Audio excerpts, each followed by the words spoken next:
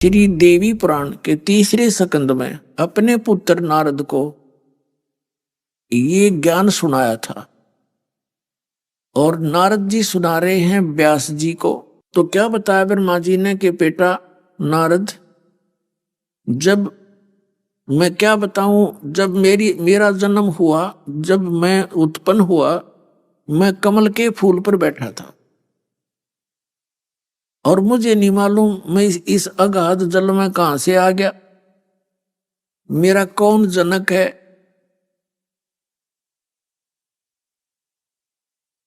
ऐसा विचार करके मैं उस कमल की डंठल पकड़कर नीचे उतरा और काफी समय तक मैं उसका ओर छोर ढूंढता रहा, पता नहीं चला वो कहां तक, उसकी जड़ कहां है। मैं लौटकर फिर से उसी पर जाकर बैठ गया। अब मैं सोच रहा था मैं करूं क्या, कहां जाऊं, कौन मेरा जनक है। आकाशवाणी हुई कि तप करो तप करो। मैंने 1000 वर्ष तक तप किया, ब्रह्मा जी बता रहे हैं। फिर आकाशवाणी हुई कि सृष्टि करो। अब सोचा कि इस पर कहीं पृथ्वी नजर आ नहीं रही, सृष्टि किसकी करूं। तब क्या देखा कि एक मधु कैटब नाम के 2 राक्षस मेरे से युद्ध करने के लिए आ रहे हैं। मैं उनसे डर के कमल की डंठल पकड़कर नीचे को सपीडते चल पड़ा और फिर आगे क्या देखा कि विष्णु भगवान वहां बेहोश पड़े हैं।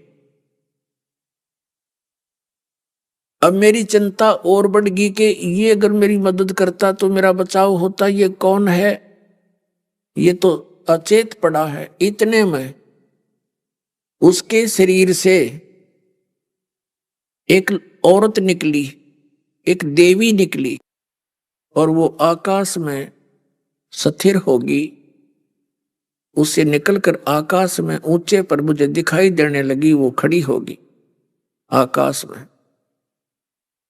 इतने में वो श्री हरि एन विष्णु जी जाग गए, होश में आ गए। फिर उसने खड़ा होते ही मधु कैटब के साथ, राक्षसों के साथ युद्ध किया। 5000 वर्ष तक वो युद्ध करते रहे।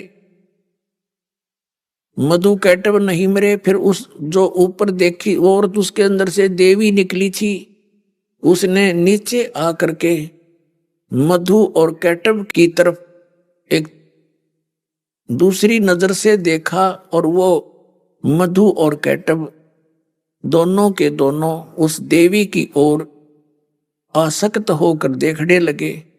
तब श्री विष्णु जी ने पीछे से उनकी गर्दन पकड़कर दोनों मार दिए। अब हम 2 थे। इतने में ये महेश भी वहीं आ गया, शंकर भी वहीं आ गया। हम तीनों को इकट्ठा देखकर जो देवी आकाश में श्री विष्णु से निकलकर खड़ी हुई थी, उसने कहा कि पुत्रों, अब तुम तीनों मेरा कार्य करने के लिए संलग्न हो जाओ। बड़े को कहा तेरा नाम ब्रह्मा है, तेरा काम जीवों की उत्पत्ति करवाना, सृष्टि की उत्पत्ति नहीं। सृष्टि तो मालिक ने रच रखा, सारा संसार, सब ब्रह्मांड, सब जीव। इसके अंदर ऐसा गुण दे दिया कि जिसकी प्रेरणा से हम संतानों उत्पत्ति करते हैं, इसके गुण के प्रसरत। जैसे एक बार कहीं गैस का रिसाव हो गया था और गैस के रिसाव से उस क्षेत्र के सैकड़ों की संख्या में व्यक्ति बेहोश होकर मर गए थे। तो इसी प्रकार इन ब्रह्मा विष्णु महेश के शरीर से इनके गुणों की ऐसे वो किरणें यानी रेंज, उनकी जो रेज हैं वो निकल रही है, सूक्ष्म रूप में दिखाई नहीं देती।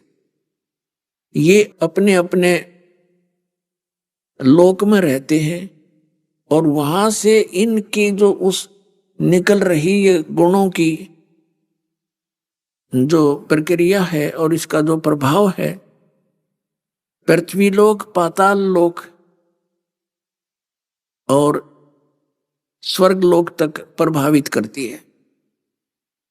यह थोड़ा सा बताना पड़ेगा। जैसे एक कमरे में, एक मकान में रसोई होती है, किचन, और किचन में मिर्चों का छोंक लग जाता है, तो वो जो स्थूल वस्तु, मूल वस्तु, साकार वस्तु तो मिर्च रसोई के अंदर है, और वहां से उनकी जो निकली वो प्रभाव उनका दूसरे मकान के अंदर भी बैठे हुए व्यक्तियों को छींकें आनी शुरू हो जाती हैं, और उनके बस की बात नहीं उन छींकों को रोक ले। तो ऐसे इन ब्रह्मा विष्णु महेश से निकल रही ये तरंगे तीन लोक के प्राणियों को प्रभावित करते हैं। जिसके ब्रह्मा जी से निकल रही रजोगुण की तरंगों से हम यहाँ संतानो उत्पत्ति, ये विवश है प्राणी प्रत्येक काम करण का। जैसे जिसके मिर्चों के छोंक की महक आगी, वो छींक आवेंगी, उसके बस की बात नहीं। तो यहाँ जीव का कोई रोल नहीं रह रहा, कठपुतली बना रखा है इस काल ने। तो वो संतानो उत्पत्ति करना, और फिर यहाँ के ठाठ बाट जितनी उसकी सामर्थ्य है, न सोचा पता नहीं के बना लूं, कोठी बना लूं, कार बना लूं, और कति ठाठ बाट से रहूं और सारी बकवाद करूं, ये रजोगुण के प्रभाव से। और सतोगुण के प्रभाव से हमारी एक दूसरे में ममता, माता पिता में ममता, पति की पत्नी में, पत्नी की पति में, भाई में, बहन में, रिश्तेदारों में, संपत्ति में, ये जो मोह है ये जकड़ा हुआ है हमारे को। इसको सतिथि कहते हैं कि ये पड़े रहे, अड़े टके रहे, इन एक दूसरे पर आसक्त हो, उलझे पड़े रहे, ये रीजन है इसका। और भगवान शंकर के तो जॉब का पता है, संहार करता है, हमारे को मार कर अपने पिता के पास 1 लाख भेज देता है डेली। अपने आत्माओं, परमात्मा ने फिर हमें ये सारी कहानी बताई। अभी ये जो दास बताने जा रहा है, ये ज्ञान श्री ब्रह्मा जी ने अपने पुत्र नारद को दिया। नारद ने व्यास जी को सुनाया, जो श्री देवी भागवत में लिपिबद्ध है। इससे पहले थोड़ा सा हिंट आपको देना चाहेगा। ये दास के परमात्मा जब सर्वप्रथम आए सतयुग में, तो सबसे पहले वो ब्रह्मा जी को मिले। ब्रह्मा विष्णु महेश तीनों को मिले बारी बारी, पहले ब्रह्मा को, फिर विष्णु को, फिर शिव को, और इन तीनों को इस ज्ञान से परिचित कराया। ब्रह्मा जी ने प्रथम इस ज्ञान को ध्यान से सुना, फिर काल की प्रेरणा से काल ने सोचा मेरा ज्येष्ठ पुत्र ब्रह्मा ही यदि इसके काबू में आ गया, क्योंकि वो परमात्मा यहाँ आते हैं कभी ज्ञानी रूप बना के, कभी जोगजीत के रूप में, कभी सहजदास के रूप में, और ऐसे कभी किसी के रूप में यहाँ प्रकट होते हैं।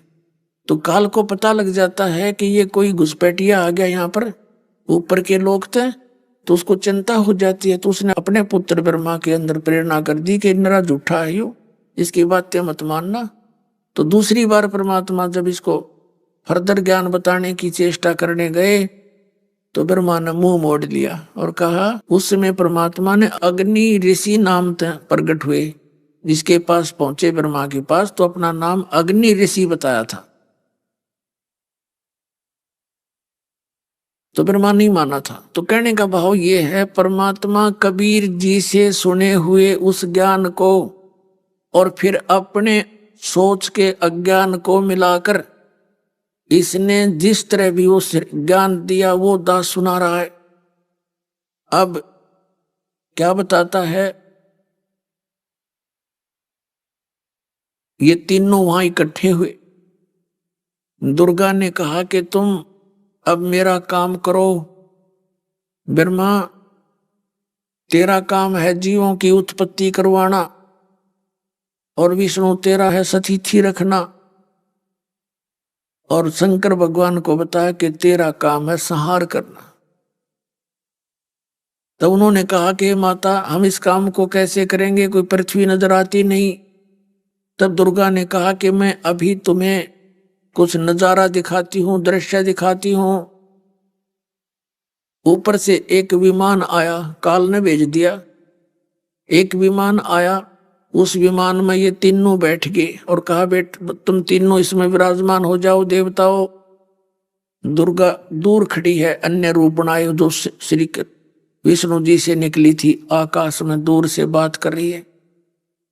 तो ब्रह्मा जी कहता कि हम तीनों विमान में बैठ गए और उस देवी ने, तब तक इन्होंने पता था ये कौन है, देवी ने अपनी शक्ति से विमान को आकाश में उड़ा दिया। मन जैसी तीव्र गति से विमान ऊपर पहुंचा। वो कहाँ गया? ब्रह्मलोक में गया। और वहां पर ब्रह्मलोक के अंदर इसने नकली सतलोक, अलखलोक, अगमलोक और अनामी लोक की रचना उस सतलोक वाली नकल कर रखी है। और उन सब से ऊपर वो स्थान है जहां ये तीन रूपों में रहता है काल। तो इनका विमान ऊपर पहुंचा। ऊपर जब पहुंचा, सबसे पहले ये ब्रह्मा जो काल वहां बैठा था ब्रह्मा के लोक रूप में,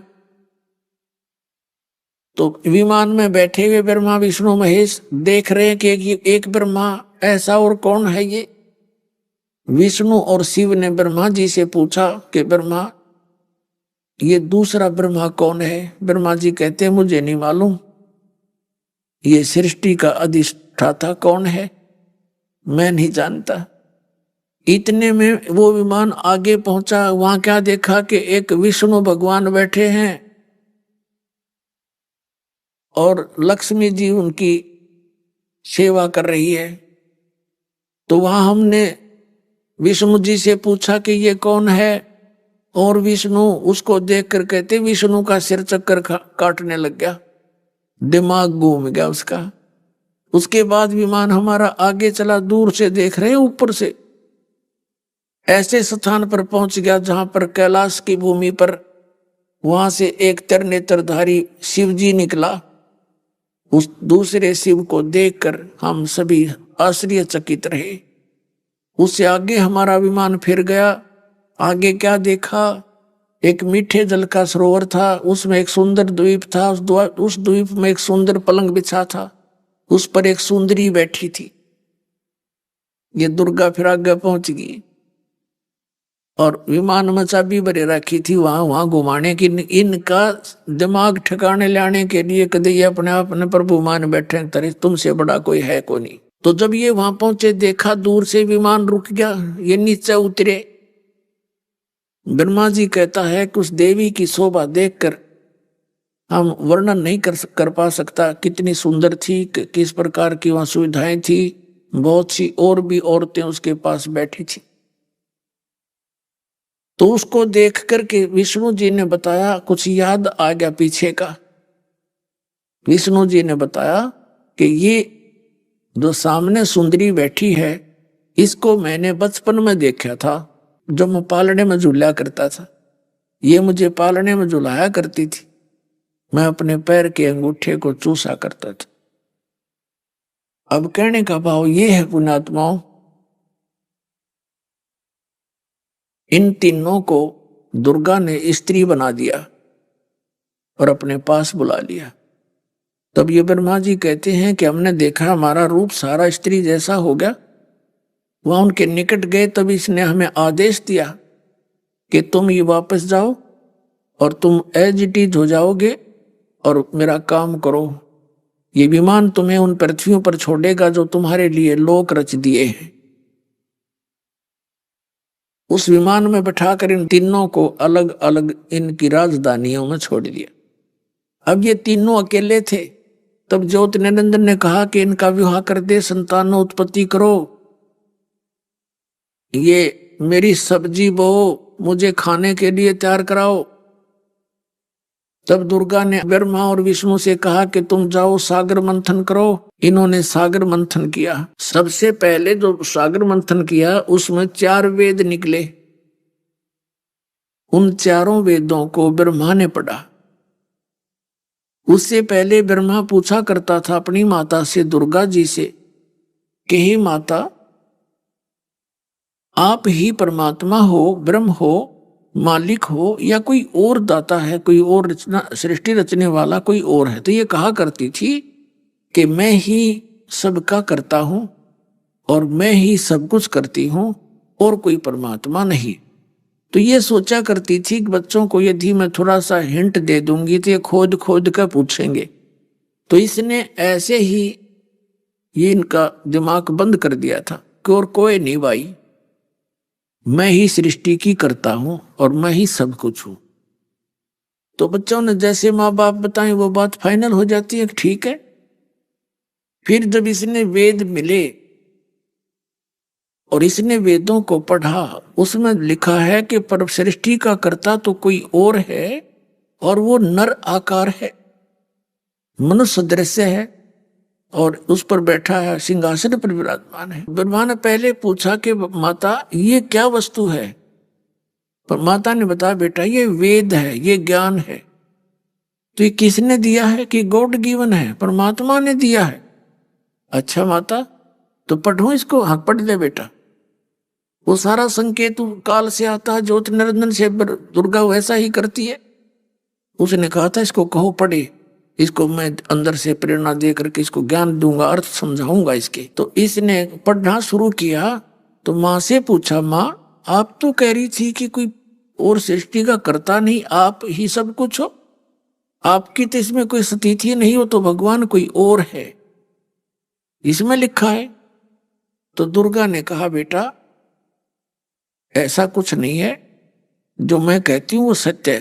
तो फिर क्या ये वेद असत्य है कि नहीं? वेद तो सत्य है भाई, क्योंकि भगवान का दिया हुआ ज्ञान है। तो ब्रह्मा ने कहा जब भगवान का दिया हुआ ज्ञान है तो ये असत्य नहीं हो सकता। अब माता तेरी बातों पर मुझे विश्वास हो गया। तो वो कहने लगी बेटा यदि तू साधना भी करेगा तो तुझे दर्शन नहीं देगा। उसने प्रतिज्ञा कर रखी है, उसने कह दी साफ है। तो ब्रह्मा को इस बात का अविश्वास हो गया कि माँ सारी झूठ बोलती है, पहले कुछ कह रही थी अब कुछ कह रही है, अब मुझे ये बहका रही है। तो कहने लगी माता नहीं, वेदों में लिखा है साकार है, नर आकार है, ऊपर के लोक में ध्रुवलोक के तीसरे पृष्ठ पर विराजमान है, नर आकार है, राजा की तरह देखा जाता है। तो माता ने बहुत मना किया पर वो मान्या नहीं कि मैं तो दर्शन करूंगा, साधना करूंगा, ओम नाम का जाप करूंगा और हठ योग, क्योंकि आकाशवाणी में मेडिटेशन की उसने कह दी थी तब करो। वो आकाशवाणी तो थी काल की अपनी सोच, अपना गुमराह करने का मेथड। और ये वेद दिया था पूरा ज्ञान परम अक्षर ब्रह्म ने, कबीर भगवान ने इस ज्योति निरंजन के अंतःकरण में, और उसमें टाइम फिक्स कर दिया था इतने समय के उपरांत ये इसके अंदर से अपने आप बाहर आओगे ना, तो बाहर भी ना निकालो। तो जब वो बाहर आए तो इसने पढ़ा खुद निरंजन ने, ज्योति निरंजन ने, उसमें परमात्मा ने हमारे लिए रहम बख्शा था, पूरी जानकारी दी थी ऊपर के लोगों की, वहां की स्थिति की, वहां वापस जाने की। लेकिन इसने काल निरंजन ने, ज्योति निरंजन ने, ब्रह्म ने वो वेदों का वो ज्ञान नष्ट कर दिया और परमात्मा के डर से ये जो 4 वेदों में विभाजित कर दिया गया, इतना ज्ञान ब्रह्मा को दे दिया। पहले ये एक ही ज्ञान था, वेद के 4 हिस्से तो बाद में बने। अब ब्रह्मा ने सोचा कि भी भगवान का दिया हुआ ज्ञान है, गलत नहीं हो सकता। तो इसने क्या देखा कि ज्योति निरंजन आकाशवाणी की थी, उसको भी भगवान का इसने आदेश मान लिया। और वेदों को तो, वेद तो थे ही परमात्मा दिए हुए, तो वेदों में केवल इसने वो पोर्शन रख लिया, वो भाग रख लिया जिसमें ज्ञान तो है पूर्ण परमात्मा का, लेकिन पूजा की विधि केवल ब्रह्म तक की है, ओम मंत्र का जाप है, हठ योग नहीं है किसी वेद में। तो यजुर्वेद अध्याय नंबर 40 के मंत्र नंबर 15 से इन्होंने ओम नाम ले लिया और इनकी अकल ना काम करी। उसमें लिखा है ओम करतु समर किलबे समर करतुम समर। ओम नाम का जाप काम करते करते सिमरण करो और विशेष कसक के साथ सिमरण करो। मनुष्य जीवन का मूल कर्तव्य जानकर परमात्मा के इस ओम नाम का जाप करो। इसका भाव ये है, लेकिन इनका तो काल ने जो प्रेरणा दे रखी, इसने जो प्रेशर डाल दिया, मिसगाइड करने थे, वो हठ योग पहले दे दिया इसने। उससे इसमें सिद्धियां आ गई। और फिर इसने दोबारा फिर ट्राई की कि मैं अब मेडिटेशन करूंगा, समाधि लगाऊंगा और परमात्मा को पाऊंगा। दुर्गा ने कहा, बेटा यदि तुझे तेरा पिता नहीं मिला तो क्या करेगा, फिर कहाँ जाएगा तू? तो उसने कहा, माता यदि पिता नहीं मिला ना तो मैं तेरे सामने दोबारा नहीं आऊंगा, तेरे को शकल नहीं दिखाऊंगा। यूं कहकर निकल गया। इसने 4 युग तक एक एकांत स्थान पर जाकर हठ योग किया, साधना की। इसने प्रतिज्ञा कर रखी है, श्रीमद् भगवत गीता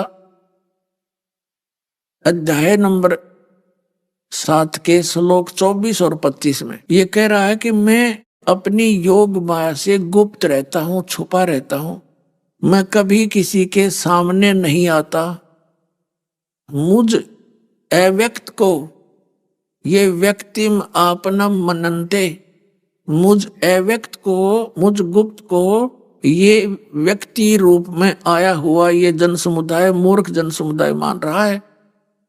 मुझे कृष्ण मान रहा होगा, मैं कृष्ण नहीं हूं।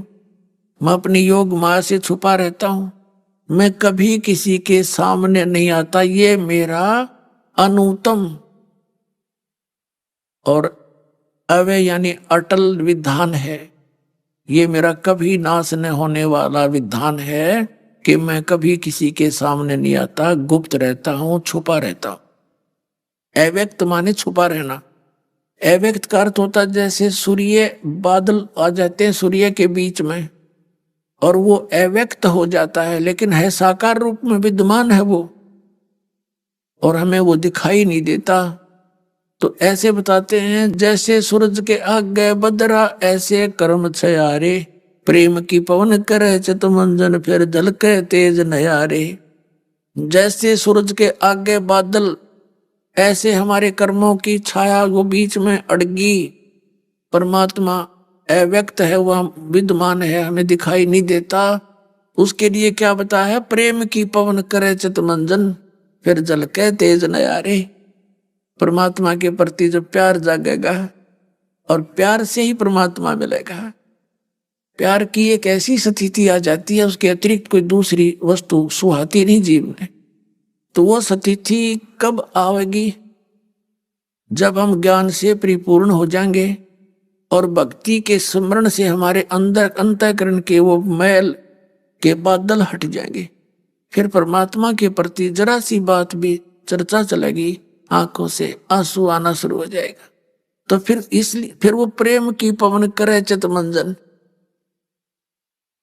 जैसे हवा तेज चलती है, बादलों को फेंक देती है एक तरफ और सूर्य साफ दिखाई देता है। तो ऐसे ये परमात्मा के इस भजन सुमन ध्यान और धर्म कर्म किया आंधी चलेगी और इन पाप कर्मों के बादलों को छांट देगी, तो फिर वो दिखाई देगा। तो इस प्रकार गीता जी अध्याय नंबर 11 के 32वें श्लोक में कहता, मैं काल हूं और सबका नाश करने के लिए अब प्रवृत्त हुआ हूं। श्री कृष्ण तो पहले ना विराजमान थे वहां पर। और 47-48 श्लोक में कहता 11वें अध्याय के में कि ये मेरा विराट रूप है, तेरे से पहले किसी ने नहीं देखा, आगे कोई नहीं देख सकता। और ना किसी वेदों में वर्णित विधि से, ना यज्ञ से, ना जप से, ना किसी प्रकार के तप से, ना कोई जप मंत्र से मेरी प्राप्ति नहीं हो सकती। अगर मां चल पड़ा फिर लंगोट बांध गए, अब मैं प्राप्त करूंगा। बैठा रहा वहां 4 युग तक, कुछ नहीं दिखा, मारे गया माथा। तब इस काल ने कहा दुर्गा को आकाशवाणी की कि सृष्टि क्यों नहीं रच रहे तुम। तब इसने कहा दुर्गा ने कि तेरा ज्येष्ठ पुत्र तेरी खोज में लगा हुआ है, मेरी बात नहीं मानता, और हट करके चला गया। तो काल ने कहा, ज्योत निरंजन ने कहा कि उसको बुला ले वापस, मैं कभी दर्शन नहीं दूंगा उसको। तो दुर्गा ने क्या किया, अपने वचन से एक लड़की उत्पन्न की, उसका नाम गायत्री रखा और कहा बेटी तू जा ब्रह्मा को उठा के ला। उसको कहना कि तेरे बिना सृष्टि रचना हो नहीं रही और आपको माता ने बुलाया है। तो वहां पहुंची गायत्री, जाके खड़ी होगी, आवाज लगाई, वो उठा नहीं, समाधिस्थ था। तब उसने दुर्गा से वहीं से टेलीफोन पर बात की। अब टेलीफोन पुणात्मा ऐसा नहीं, वहां पर आत्मा ही वहां टेलीफोन का काम करती है। तो दुर्गा से कनेक्शन जोड़ा। दुर्गा जी ने कहा कि ऐसे कर, तो इसके चरण छू दे और ये अपने आप समाधि टूट जाएगी। अब गायत्री ने उसके चरण छू दिए, एकदम उसको करंट सा लगा और एकदम उठा।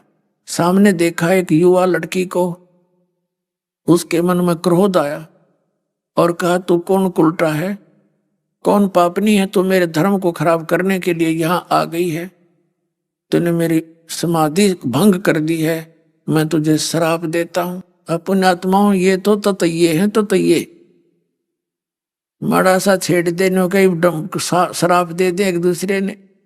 नारद पहले तो हाथ जोड़े बैठा था विष्णु का आगे, मैंने आपका रूप दे दे, आपका रूप दे दे हैं, और जब वो थोड़ी सी गड़बड़ी होगी तो श्राप दे दिया, डंक मार दिया। यही से ऋषि से महर्षि से ये भगवान है, इनके अनुकूल वर्त तो ये राजी रहे, और इनके एक भी प्रतिकूल बात हो जाती है डंक मार दे।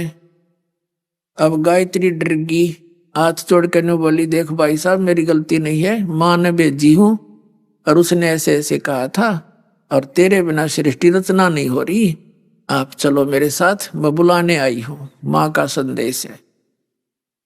तो शांत हो गया।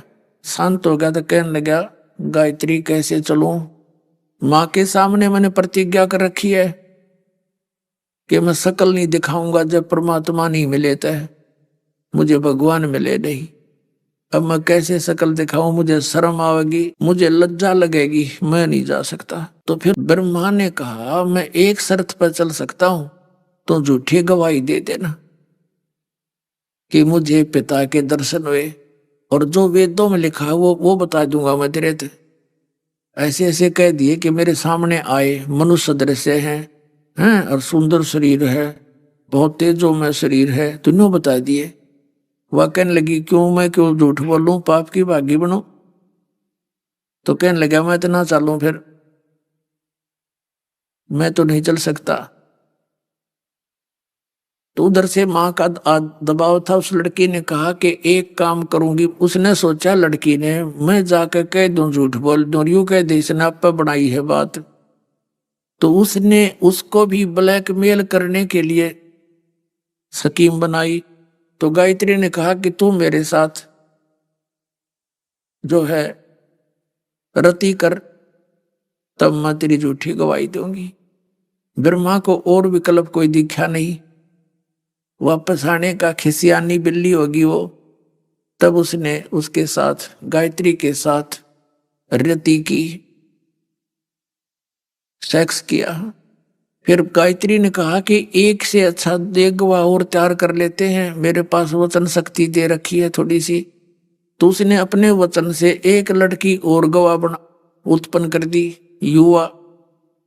उससे कहा कि तू ऐसे ऐसे, ब्रह्मा ने कहा मेरी झूठी गवाही दे दे। तो वो कहने लगी मैं क्यों दे दूं, कल न तू मुकर जा। तो उसने भी वही शर्त रखी जो गायत्री ने रखी, उसका नाम पोपवती रखा था। तो ब्रह्मा ने अपनी व्यवस्था के कारण समझो उससे भी वैसा ही कर्म किया। अब गरीबदास जी कहते हैं दास गरीब या चूक धरोधर, ये धुरते बिजली पड़ती आ रही है या इस लोक के अंदर सारे ये आग लगी हुई है। तो वो दोनों तीनों के तीनों माँ के पास आ गए, दुर्गा जी के पास। अब देवी जी ने पूछा पुत्र क्या तुझे मिल गया तेरा पिताजी, भगवान के दर्शन हो गए तुझे? कहाँ जी हो गए? सचमुच? कहाँ सचमुच दर्शन हो गए तभी तो मैं आया हूं। तो उसने कहा भाई फिर कोई लक्षण, कोई प्रमाण दे, कोई गवाह बता कि इनसे पूछ लो दोनों को, इनके सामने दर्शन दिए मेरे को, जब चाहूं जब दर्शन दे देते थे। तो उन्होंने, दुर्गा ने उन दोनों से पूछा कि बोलो क्या ये सच कह रहा है? उन्होंने कह दिया हाँ जी सच्ची है, हमारे सामने दर्शन दिए, ऐसे ऐसे तेजों में शरीर है और नर आकार है, मनुष्य जैसा है, जैसा वेदों में लिखा था वैसे बता दिया। तो उस दुर्गा की शंका होगी, एक तरफ तो यूं कह रहा है कि मैं किसी ने दर्शन दो नहीं, मैंने प्रतिज्ञा कर ली, और इन बच्चों को इसने दर्शन दे दिए तो मैंने मूर्ख बना रहा है। वह नाराज होकर एक तरफ जा बैठी कि संभाल तेरे डमडमे ने। एक तरफ तो कहता मैं दर्शन नहीं दूर, इनको दर्शन दे दिया अपने बच्चों को। तब आकाशवाणी की काल ने वो केवल दुर्गा जी को सुनाई दी। उसने कहा ये तीनों झूठ बोले हैं और इन्होंने आप बकवाद गढ़ रखी है, मैंने दर्शन नहीं दिए। आकाशवाणी सुनकर वह आई डंडा लेकर। अब जैसे पहले तो आदमी स्वभाव को पूछा करे पुलिस वाले ना, जब दिखे उनको ये तसल्ली हो जाए कि ये झूठे हैं और झूठ बोल रहे हैं, फिर डंडा लेकर आया करें, फिर कहीं सच्ची बता, फिर वो तुरंत बता देते कहाँ ये बात बिगड़ेगी। तो ऐसे दुर्गा जब आई कि निकम्मो तुम झूठ बोलते हो, मुझे आकाशवाणी हुई है, परमात्मा ने तुझे कोई दर्शन नहीं दिए। हंसन लग गया बिरबा। तो कहने लगा माता सचमुच हमें दर्शन नहीं मिले हुए और हमने झूठ बोल दी तीनों ने मिलके। मुझे शर्म लगे थी वापस आने में, मैं आ नहीं पा रहा था और भगवान का दर्शन नहीं हो रहा था। तो इन दोनों तीनों ने, हम सब ने मिलकर यह झूठ बोल दी। तब दुर्गा ने श्राप दे दिया ब्रह्मा को कि तेरी पूजा जग में नहीं होगी नालायक, और तेरे वंशज तेरे जैसे झूठे होंगे, वेदों को पढ़ेंगे समझ सके नहीं, गिर बकवाद गढ़ा करेंगे, नरी झूठी बोला करेंगे ब्राह्मण। अब इस बात ने सुनकर बेहोश हो गया ब्रह्मा। अब बहुत बात बिगड़ गया तकती। उन दोनों को श्राप दे दिया, गायत्री को श्राप दे दिया कि तू गाय रूप में जन्म लेगी और तेरे कई कई बैलपति होंगे। पौपति को श्राप दे दिया कि तू एक जड़ी बनेगी जो गंदगी में उत्पन्न हुआ करेगी, तो किसी काम में नहीं आवेगी। तो इस प्रकार उन तीनों को श्राप दे दिया और दुर्गा एकांत स्थान पर चली गई। फिर आकाशवाणी की उस ज्योत निरंजन काल ने के दुर्गा तू यहाँ की करता नहीं है, तू मेरी नौकरानी है, तूने कैसे श्राप दे दिया उन बच्चों को, अब मैं तुझे श्राप देता हूं। यह मेरा नियम है कि यदि कोई किसी को दुखी करेगा उसको भी दंड भोगना पड़ेगा। अब दुर्गा को श्राप दे दिया कि द्वापर युग में तू द्रौपदी बनेगी और तेरे 5 खसम होंगे। अब दुर्गा रोने लगी बैठ के, कहने लगी एक तरफ तो मुझसे नू कह तू यू काम कर दे, और मैंने बच्चों को थोड़ा सा धमका दिया तो तूने ऐसा जुल्म कर दिया। ज्योत निरंजन मैंने अपने पैर में आपको आड़ा मार लिया, अब तू कितना नाच नचा ले, मैंने नाचना पड़ेगा। अब ये भी महादुखी है, दुर्गा भी यहाँ पर सुखी नहीं है बिल्कुल भी, यहाँ सुखी कोई चीज नहीं, कोई वस्तु नहीं सुख की। अब दुर्गा जी यानी देवी जी फिर पहुंची विष्णु जी के लोक में और विष्णु जी से कहा बेटा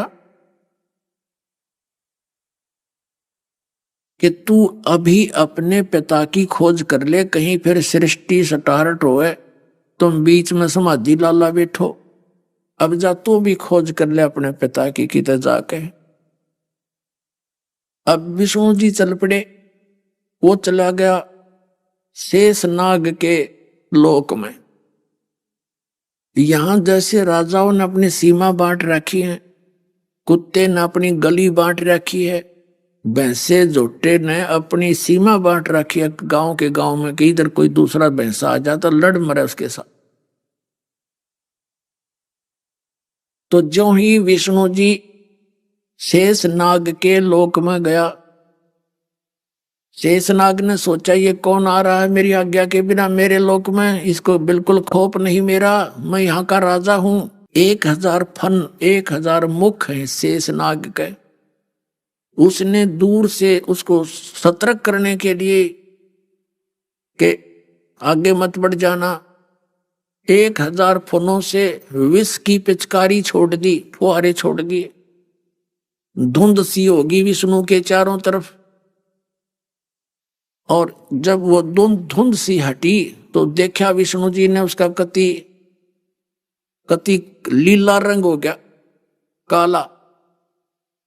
अब उसने देखा कि शेषनाग, इस कीड़े ने दे मेरा हुलिया बिगाड़ दिया, मुझे काला बना दिया कति। तो विष्णु जी ने सोचा ला इस नाग ना मारूं पहले थे। अब काल ने सोचा ये लड़का मरेंगे ही। तब आकाशवाणी की कि विष्णु अभी तू इसको कुछ मत कहना, इसका बदला तुझे मैं दिलवाऊंगा द्वापर युग में।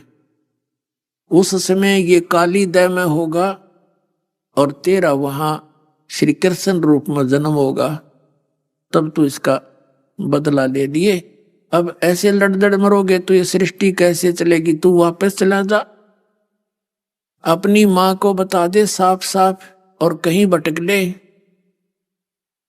मैं किसी को दर्शन नहीं देता, मैं कभी किसी क्रिया से दर्शन नहीं दूंगा। और आकाशवाणी में काल ने कहा यदि तने झूठ बोल दी तो तेरी दशा भी ब्रह्मा जैसी हो जाएगी। तो वापस आया, मां ने पूछा बेटा भगवान मिल गया तुझे? अगर नहीं माता, मुझे परमात्मा नहीं मिला। तो उसने सीने से लगा लिया दुर्गा ने, अग बेटा तो सतवादी है, तेरे को मैं एक विशेष डिपार्टमेंट दूंगी, ये सतिथि यानी यहाँ के पालन और पोषण की, और तेरी खूब पूजा होगी।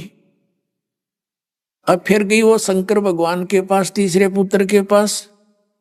उससे कहा बेटा अब तू भी कर ले ट्राई अपने पिता के ढूंढन की, तेरे 2 भाइयों को तो मिला नहीं बड़ों को, अब तू कर ले कोशिश, कदे फिर समाधि ला कर बैठ जा बीच में।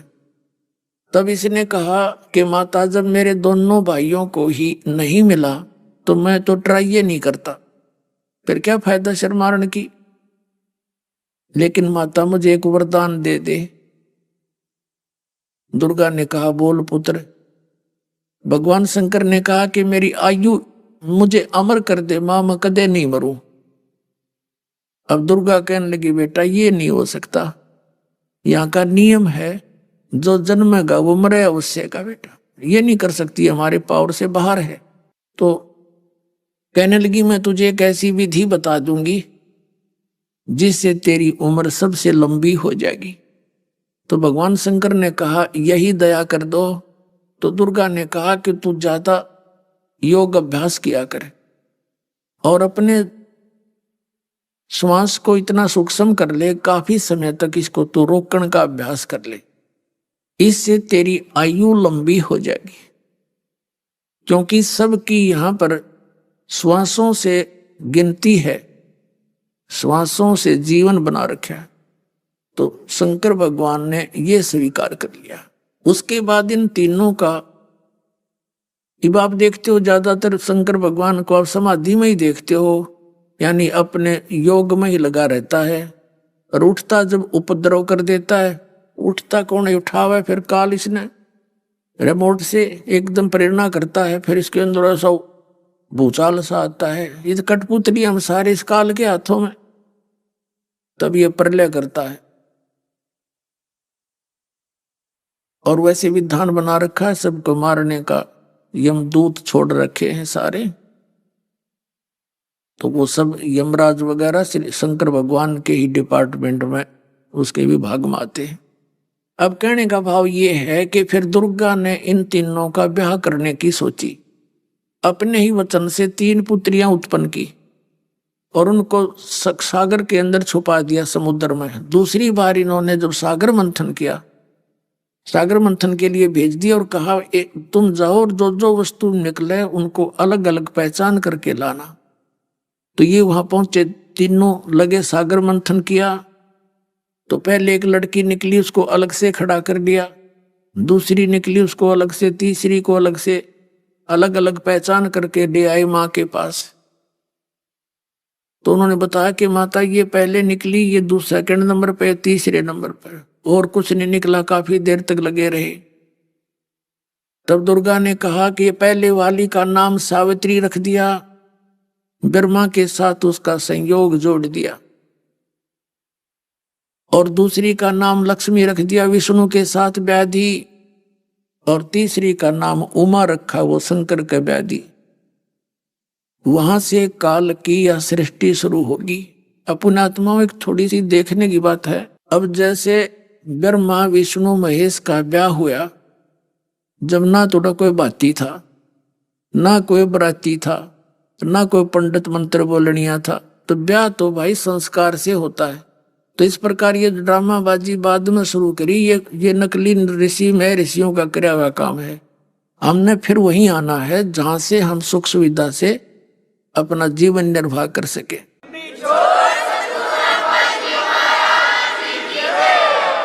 अब क्या होता है, यहां से फिर काल की सृष्टि शुरू होगी, और फिर हम यहां इस काल के जाल में फंस गए। तो पुण्यात्माओं, हमारी यह दुर्गति देखी उन्होंने, जो स्टार्ट हुआ था, जो प्रसंग जहां से, अब वो परमात्मा हमारा पिता है, हम उसकी अंश हैं। काल ने हमें अपने जाल में फंसा लिया, अब हम अपनी गलती से फंसे, इसके ऊपर आसक्त हो गए।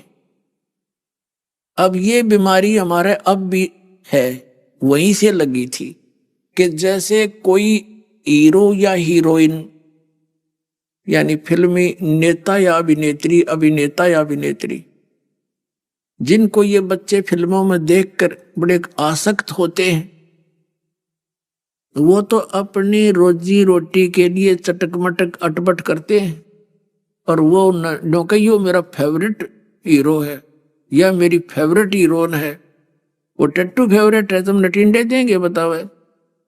अपनी रोजी रोटी कमाओ और हम वहां डले डोए। अब कोई एक उन बच्चों ने जो देख रखे फिल्म बकवाद करते, यहाँ जम्बरुवाला में देखे युवा बच्चों की लड़के और लड़कियां जाएंगी देखो, इतने सारे दिन धक्के खाए जा हैं, धूलम धूल, और 1 किलोमीटर दूर तो वो खड़ा वो खड़ी है, न्यू देख कर सामने फिर धक्के खा के वापस आ जा। क्या मिला उस बकवादों से? तो इनके बस की बात नहीं, ये हम वहां से बुराई लगी थी। अब जो परमात्मा का ये नाम है, जाप है, विधि है, जो मंत्र दास आपको देगा, ये एंटीबायोटिक है इसको खत्म कर देगा धीरे धीरे। अपने परमात्मा के अतिरिक्त यहाँ की कोई बकवास नहीं सुनावेगी। वो परमात्मा हमारे लिए कितना दुखी है, यहाँ में क्या बुरा हाल हमारा कर रखा है इस काल ने। ये जीवन है, जीव का कुत्ते गधे बना के, सुअर बना के क्या दुर्गति कर रखी। और मनुष्य जीवन में कौन सा सुखी है बता दो हाथ खड़ा करके। चाहे राष्ट्रपति तक कह दो मैं सुखी हूं, अगले दिन ना जाने के बिजली गिर जाए उसके घर में और पूरा कैर टूट जाए, स्वयं भी मारा जाए। तो यहाँ कोई जीवन है? तो परमात्मा ने पुण्यात्माओं स्वयं आकर के ये ज्ञान बताया था सृष्टि रचना का, और हमें याद दिला कि तुम यहाँ के रहने वाले नहीं हो, ये कोई रहने का स्थान नहीं है। चल हंसा सतलोक हमारे, छोड़ो ये संसारा हो, इस संसार का काल है राजा, ये माया जाल फंसा हो, ये सब माया जाल में फंसा कर तुम्हें धोखे में दे के रखा हुआ है। ये तेरा बेटा है, ये तेरी बेटी है, 1 मिनट में मृत्यु हो जा, अपनी या बेटा या बेटी की। हमारा क्या था इसमें? कितना मूर्ख बना रखा है। लेकिन ये जीव की बस की बात नहीं है, ये तो है ज्ञान जो दास आपको बता रहा, ये सच्चाई है। यू ज्ञान भी कुछ साथ देगा आपका, लेकिन इसमें मूल काम करेगा ये मंत्र। जो नाम जाप आपको दिया जाएगा, जो 3 मंत्र का जाप है, ये विशेष मंत्र है। और जो प्रथम मंत्र है वो यहाँ के इन भगवानों से, जो हमारे शरीर के अंदर ये 5 प्रधान हैं, मूल कमल में गणेश जी, नाभि कमल में विष्णु जी और लक्ष्मी, और हृदय कमल में शिव और पार्वती, कंठ कमल में दुर्गा, ये हमारी इस बॉडी पे इनका कंट्रोल है, कब्जा है। और ये रहते अपने लोक में है जहां इनका लोक है, और वहां से प्रत्येक मनुष्य के अंदर इनका उससे कनेक्शन है। जैसे एक टेलीविजन होता है और टेलीविजन में चैनल होते हैं, उन चैनलों में जो भी कार्यक्रम दिखाई देता वो मूल तो कहीं और होता है, लेकिन उसका वहां प्रतिबिंब देख सकते हैं। तो ऐसे ये यहाँ पर हमारे जकड़े हुए हैं। और जो मंत्र दास आपको प्रथम देगा वो ये भगवानों का ऋण और इनसे मिलने वाली राहत आपको प्रारंभ हो जाएगी। यानी उसमें यहाँ की सुख संपत्ति सुविधा आपको मिलेंगी और ये भगवान तीनों ही देते हैं, ये इनकी मजदूरी है। जैसे किसी ने कनेक्शन ले रखा है बिजली का, टेलीफोन का, उनका बिल भरते रहोगे तो सुविधा प्राप्त रहेंगी। लेकिन आप होगे कंगाल, क्योंकि साधना ठीक रही नहीं तो आपका कनेक्शन कट गया। जो आध्यात्मिक लाभ होना था वो बंद हो गया आपका केवल पहले की बैटरी चार्ज है वही काम कर रही है, जिसका थोड़ा बहुत सुख दुख जिसको हो रहा है। अब ये कनेक्शन फिर जोड़ दिए जाएंगे, दास गारंटर बनेगा आपका और इनसे कहेगा कि इनका कनेक्शन जोड़ो, ये कमाई करके तुम्हारी किस्तों में ये पूरा कर देंगे।